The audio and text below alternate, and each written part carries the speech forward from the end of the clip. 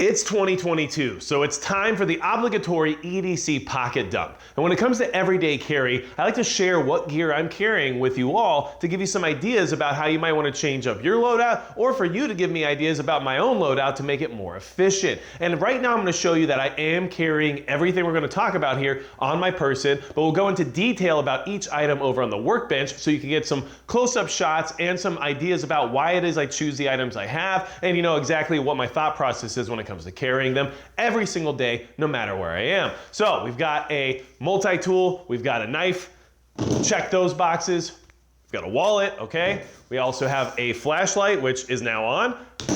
Keys, which everybody hates because my keys have a lot of stuff on them, but at least I'm aware of it already. I have a lighter, which is something that the community chastised me for to the point where I have nightmares about it, so thank you for that. I also have a tourniquet because you never know when you're gonna need medical care.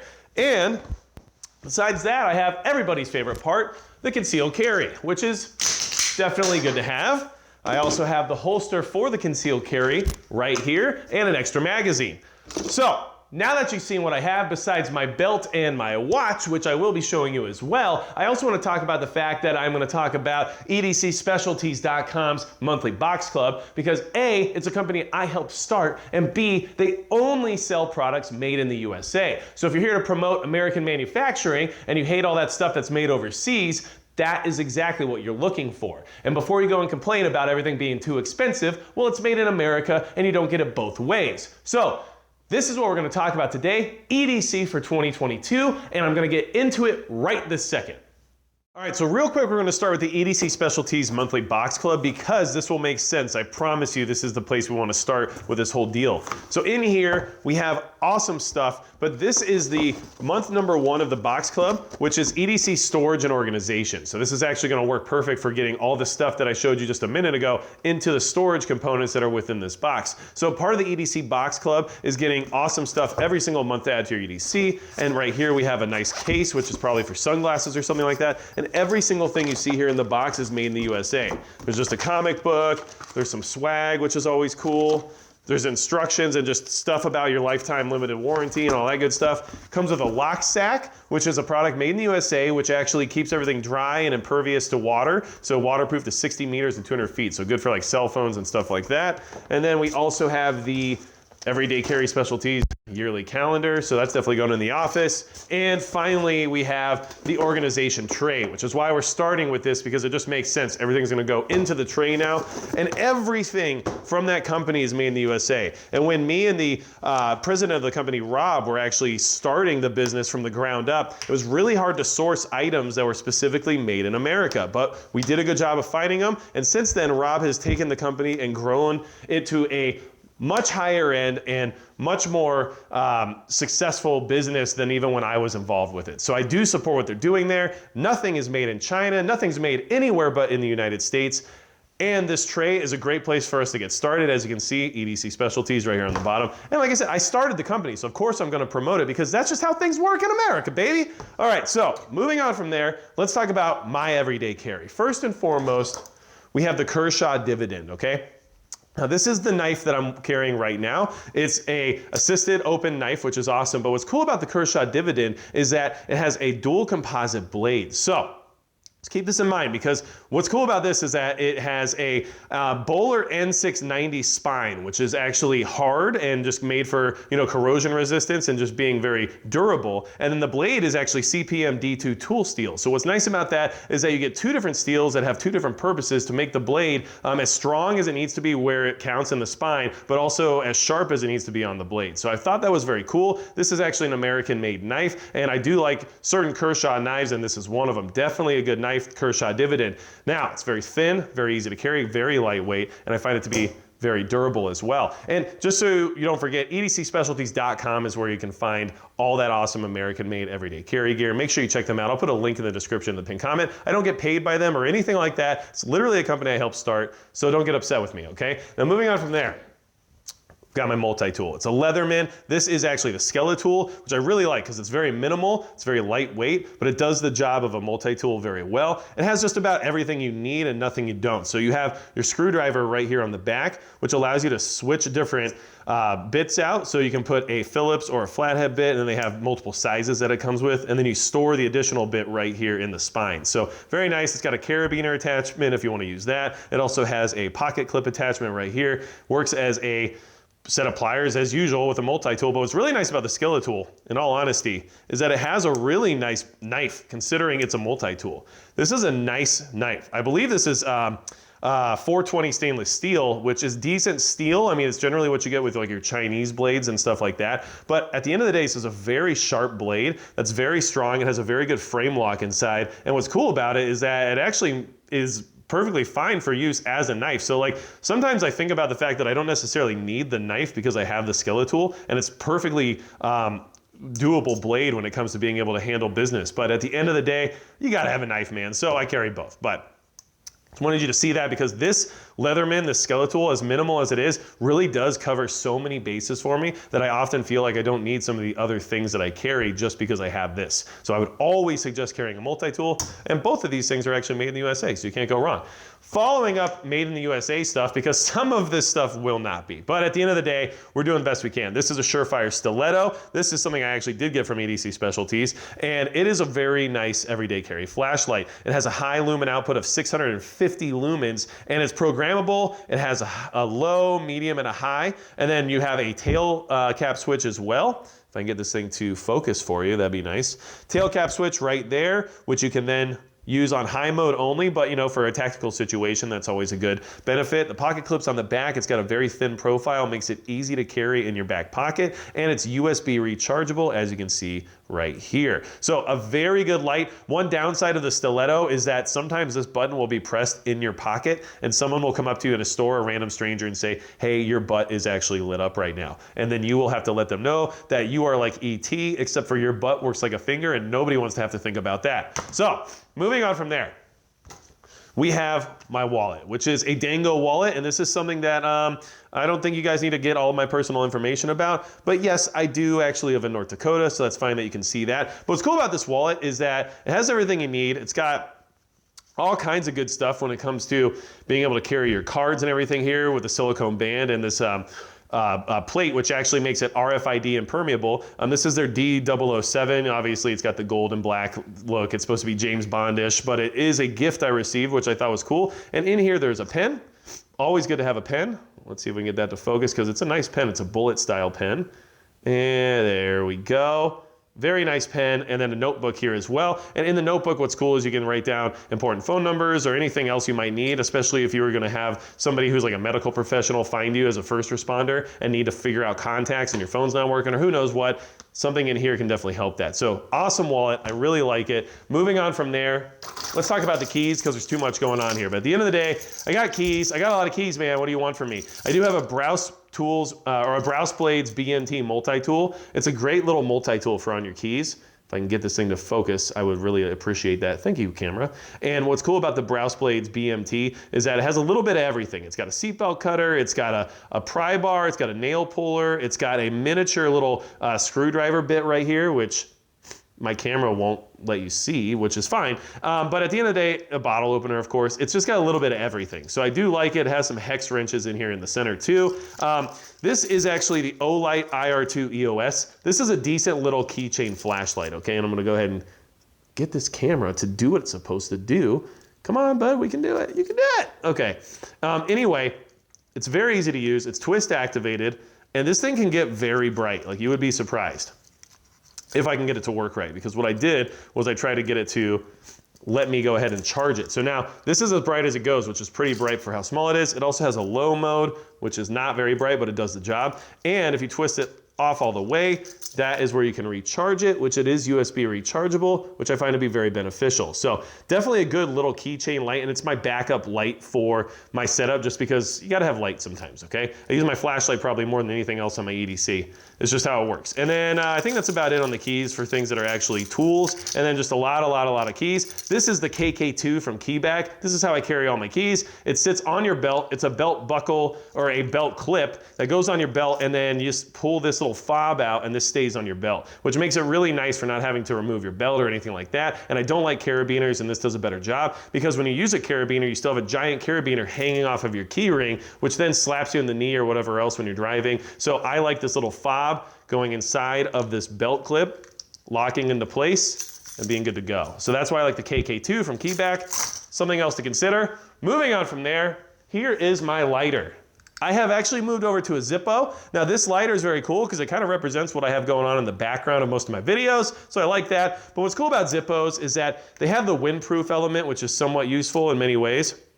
Oh my gosh, of course I'm gonna be out of fuel the second I start filming this. I use this lighter literally today, but whatever. I'll refill it, but what's nice about Zippos is that they're maintainable. They can be maintenanced, AKA you can replace the flint, you can replace the wick, you can replace the fuel, versus a Bic is basically a disposable lighter after a certain amount of time. So I felt that this has more utilitarian purpose when it comes to prepping and survival and stuff like that than just your average mini Bic. But you do have to maintain your fuel level because clearly, suddenly it can just disappear on you, which is hilarious that this happened right this second as I literally test this thing every single morning before I put it in my pocket. But hey, what do? I'm out, I gotta get some more fuel. And that is one of the downsides of Zippos is that they tend to run out of fuel. But at the same time, eventually so do Bics, and at least with this I can refill it and I can also maintain it using the additional flints and the additional wicks. So there is that. Okay, moving on from there, don't forget, like in Hocus Pocus, if you got to light off a sprinkler system to get rid of witches or something like that, it's always good to have a lighter. Don't forget that, okay. Now, here's the watch. This is a Garmin Instinct Tactical. This is the solar version, so it can charge via solar power. I have the battery pretty dead at this point, but it usually has about 27 days worth of battery life. It is a smartwatch, so it interacts with your phone. It lets you do texting. It lets you, get your voicemails and all that kind of stuff. It lets you see any notifications you want on it. It also has all the health stuff like a Fitbit would when it comes to tracking your heart rate and everything else. And it has all the tactical stuff too. That is also very cool, which we all like. Stuff like, let's see here. It's showing you guys how lazy I've been today. Well, let's get to the tactical stuff. I don't even know how to right this second. Give me a second here. Anyway, here's your tactical stuff. And what's cool about that is it has a jump master if you're jumping out of airplanes, track me, which is great. It's a breadcrumb feature so that if you get lost in the woods, you can find your way back, which is literally why I have this watch. But it's a GPS oriented watch, which means that you can get all that stuff you need from a GPS unit on this watch, as well as all the other smartwatch features that you would usually want. And it's solar power rechargeable, which means that in a survival situation, I still have a way to power this watch, even if I don't have the cable or a way to charge a USB device with me. So I really like this watch. It's helped me a lot with staying organized. And when I'm out in the woods or camping or anything like that, I don't have to worry about getting lost, because it's something I will do because I'm good at getting lost. So there's the watch. Now, here is the tourniquet. This is a SWAT T tourniquet. And what's cool about the SWAT T tourniquet is that it's very lightweight and it's very minimal. And then the way it works is that you get it to wrap around your extremity, and then you have to have it basically touch itself. And once it touches itself, it grips to itself pretty well, and then you start tightening. And then once you tighten enough, this part will stretch to the point where the diamonds stretch, and then you know that you're actually stretching it enough for it to start doing its job. So these are extremely durable, they're very strong, and they do the job of a tourniquet and also do the job of something that can fit right in your pocket. It basically takes up the same amount of size of a wallet when you fold it correctly. So this is a very good item to have on you. I think it's important to have at least one piece of medical kit with you on your person. I always have a medical kit in my truck. I always have a medical kit in my backpack. I have medical kits just everywhere I go. However, right on me in the sense of like literally in my pocket, this is what I carry, because a tourniquet can be very useful in any situation, especially if you're talking about treating like a gunshot wound. But at the end of the day, this is also something that can be used as a compression bandage or something along those lines too, so that if you have some material like a t-shirt t-shirt or something, and then this, you can at least make a makeshift bandage until you can get to that more intricate IFAK that you might be carrying. So SWAT T tourniquet, very cool, very compact and easy to carry in your pocket. And like I said, if you fold it up just right, I mean, it's about the size of a wallet, and it's even thinner in many ways if you compress it. So I just carry it in my front pocket, and it makes me feel more comfortable. And also when it comes to self-defense and stuff like that, make sure you have the ability to not only treat yourself, but treat somebody that you might have to use that force upon, just because it does help in the sense of maintaining the fact that you're doing the best you can as a concerned citizen, not only with the idea of defending yourself, but also treating somebody if that ever has to be used. So keep those things in mind, because there's a lot of things in the sense of perception that matter when it comes to having to use deadly force in a self-defense situation. So talking about deadly force, let's move into my favorite part of this conversation, which is concealed carry. So my concealed carry firearm currently is a Glock 45. Now I'm gonna go ahead and unload it, and it is my concealed carry, so it's always loaded, right?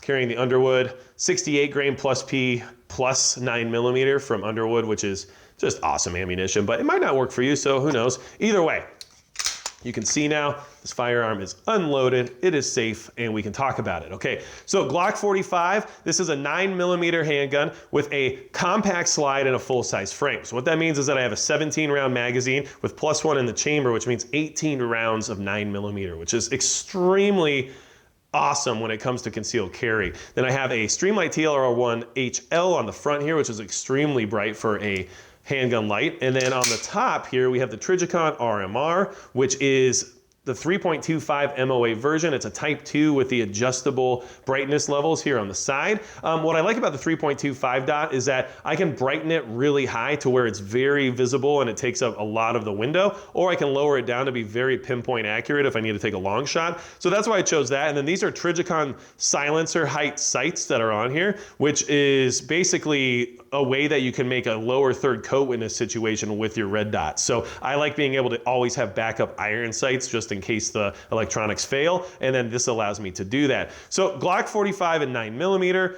like I said, 18 rounds is huge, and then you always carry an extra magazine. Why? Because you never know if you're gonna have a malfunction. And one thing I will say about my concealed carry firearms, and this is just because it's just one of my thought process, but this is stock from the factory. Like, this is not modified at all. I did not have like an aftermarket trigger or anything like that. All of the components of the firearm are stock factory components. Yes, we know Glock triggers suck, and I totally agree with you guys. But at the end of the day, when it comes to self-defense, I want something that's gonna be reliable, which from the factory Glocks tend to be very reliable. Whether or not they could be a little bit more fine-tuned is a different story. And also for the perception of defense when it comes to legal self-defense or something like that, I'm not in here playing around with parts, changing anything out, which means that I'm not doing anything inherently dangerous or doing something that's going to make something, let's just say, look bad in the sense of a prosecutor who hates people that like to defend themselves. So I keep everything stock. This is a factory Glock 45. Nothing's modified or anything like that. It is just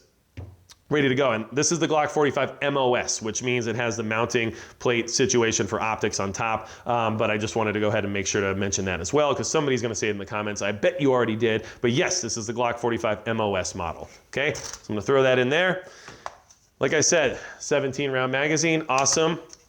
And then I carry it in the T-Rex Arm Sidecar Holster because I started carrying this appendix style. Now the reason I'm doing appendix carry is because this giant grip frame here on the Glock 45 MOS, which is the same as a Glock 17, is a little hard to conceal at 4 o'clock. But on the appendix, it's not. And I really appreciate having a full-size grip because I have large hands. I'm 6'3", so my hands are pretty big. And I like having full-size magazines in the sense of 18 rounds in this thing ready to go with the spare 17 rounds as a backup plan in case there's a malfunction. Not because I think I'm gonna need to reload, but because if something goes wrong, you're gonna drop the mag out in order to clear a malfunction. Now, the thing I like about this holster is that it balances the weight very well using the dual hook system here with the clips, and it also has this wedge right here, which helps keep it pressed to your body. It also rotates right here, which is really nice for kind of moving and flexing with your body when you're bending over or anything like that. And having this magazine here makes for very fast reloads. And in fact, it opens up some space in my pockets to allow for other everyday carry gear to be carried